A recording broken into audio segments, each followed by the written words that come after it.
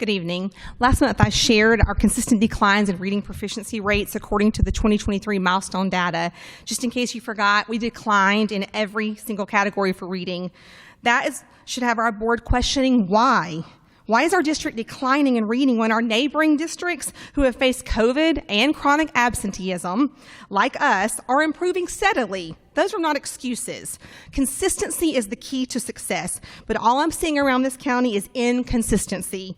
I see countless red flags signaling we have a major leadership problem in GCPS, but here are just three I've noticed recently. First red flag, Gwinnett County adopted iReady as our universal screener. According to Senate Bill 48 that becomes law next year, districts must adopt a universal screener, and one of the components of our universal screener must include is phonological and phonemic awareness. Just this month, district leaders stated that struggling students had tested out on phonological awareness on the iReady, but what none of them knew was that the verbiage tested out actually meant, according to iReady, whom I contacted, this means students were not even tested for phonological awareness after second grade.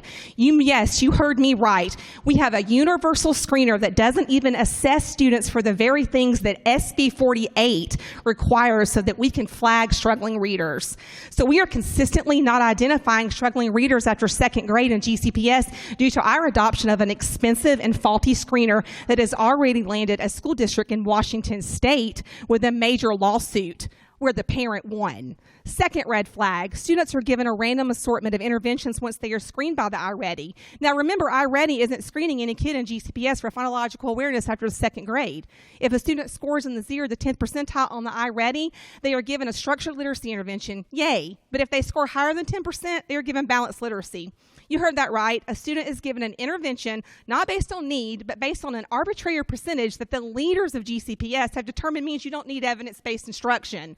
According to SB 48, and I quote the law from the Georgia Dyslexia Handbook, which you all have a copy of, interventions should be targeted to the area of need, not a random percentage, should be evidence-based and closely aligned with and complementary to the core curriculum that we just spent millions of dollars on. Currently, we have a buffet of interventions that are arbitrarily assigned to students based on the school's preference that are not high quality, systematic, explicit instruction for reading, language, and writing or in alignment with our core curriculum. We're still offering reading recovery and LLI that are completely contradictory to our Tier 1 core curriculum.